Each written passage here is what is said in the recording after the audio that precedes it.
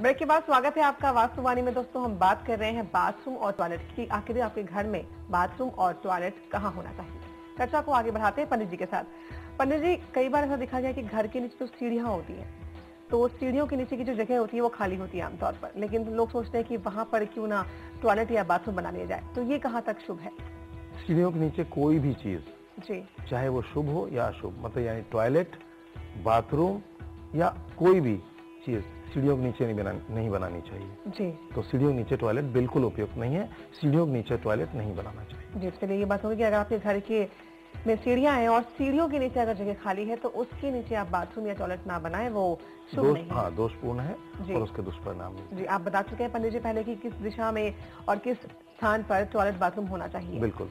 अब जान लेते हैं आपसे कि पंडित जी, अगर टॉयलेट के अगल बगल में कोई ऐसी चीज है जिससे हानि पहुंच सकती है, तो कौन कौन सी वो चीजें नहीं होनी चाहिए? देखिए, सीधी सी बात है कि कोई भी शुभ चीजें जी, वो टॉयलेट के अगल बगल नहीं होनी चाहिए। जैसे कई जगह मैंने देखा है रसोई और टॉयलेट अगल बगल है। जी, तो आप खुद ही सोचें कि मतलब जहां पर पाकशाला है और उससे जुड़ी हुई टॉयलेट है, तो वो कितना जो है खुद में एक ऑकवर्ड जैसी लगने की बात है, तो वो दोषपूर्ण होता है।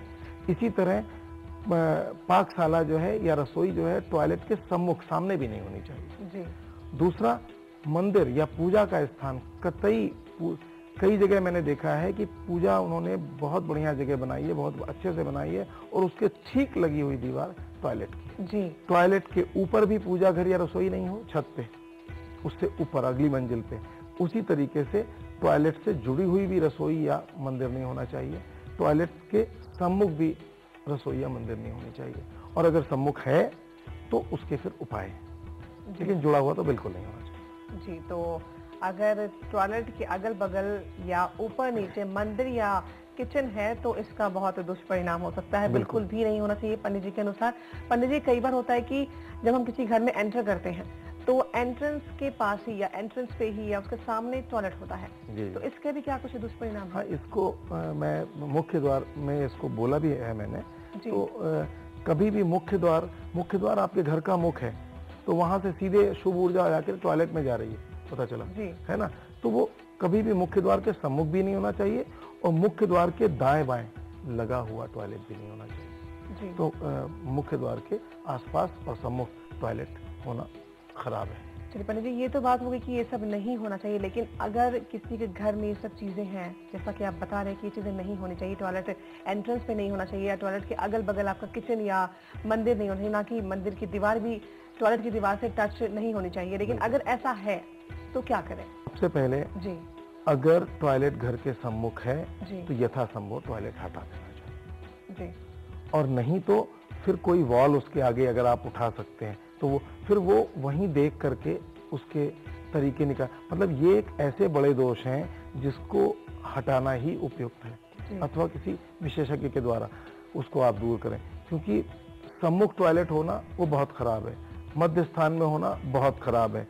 और हाँ, जैसे आमने सामने टॉयलेट और किचन है तो उसके बीच में हम लोग पायरा एनर्जी से रिलेटेड पिरामिड्स का प्रयोग करके वो एनर्जी डिवाइड कर देते हैं कि इधर की अशुभ ऊर्जा उस तरफ ना जाए, है ना।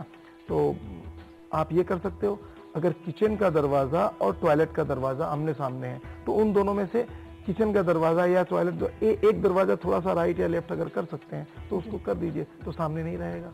बिल्कुल आमने सामने नहीं होना चाहिए, नहीं होगा। उसी तरीके से जो बगल में आपका टॉयलेट है जी, वो अवॉइड आप नहीं कर सकते, तो वो आपको हटाना ही पड़ेगा। कम से कम उस वॉल में ना हो। अगर कहीं रसोई में किचन आपका जो है वो कुकिंग गैस उसी वॉल पे है, तो आपके सबकॉन्शियस माइंड में हमेशा ये बात कहीं ना कहीं रहेगी कि टॉयलेट है और हम यहाँ पे खाना पका रहे हैं, तो उसके दूसरे वाले हिस्से में कर लें। लेकिन पंडित जी, ये सब दिशाएं हो गई कि उसके बगल में क्या हो क्या ना हो, अगर है भी तो आपने उपाय बता दिया कि या तो उसे हटा दें या दीवार ऊंची कर दें या दीवार की चौड़ाई बढ़ा दें, तो इससे क्या होगा कि जो उससे नेगेटिव एनर्जी है वो कम हो सकेगी। लेकिन पंडित जी, घर के अंदर जब हम शौचालय बनाते हैं या बाथरूम बनाते हैं तो वो किस दिशा में प्रॉपर होनी चाहिए, या किस जगह, अगर हम बोले किस जगह पे हो? क्या वो बिल्कुल हटके होनी चाहिए कि उसके आसपास कोई भी चीज ना हो?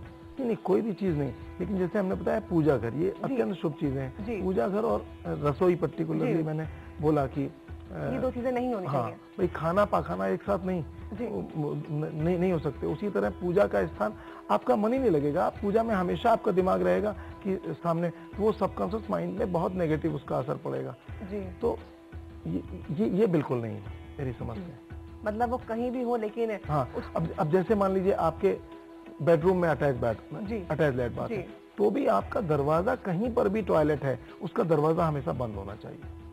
हाँ, या यहाँ डोर क्लोजर उसमें इस्तेमाल करें, हमेशा बंद हो, क्योंकि खुला रहेगा तो उसकी वहाँ की एनर्जी और उसकी स्मेल बाहर कहीं ना कहीं आएगी। चलिए, ये वो बातें हो गई कि अगर आपके बेडरूम में टॉयलेट है तो आपको ध्यान रखना है कि टॉयलेट का दरवाजा हमेशा बंद हो, ताकि नेगेटिव एनर्जी आपके घर में प्रवेश ना करे। यहाँ रुकेंगे छोटे से ब्रेक के लिए, ब्रेक के बाद लौट कर आएंगे तो दोबारा चर्चा करेंगे। लेकिन अगर आपकी भी कोई समस्या है जिसका समाधान आप जानना चाहते हैं पंडित जी से, तो आप हमें ईमेल कर सकते हैं। हमारी ईमेल आईडी है vastu@jansandesh.tv। रुकते हैं छोटे से ब्रेक के लिए।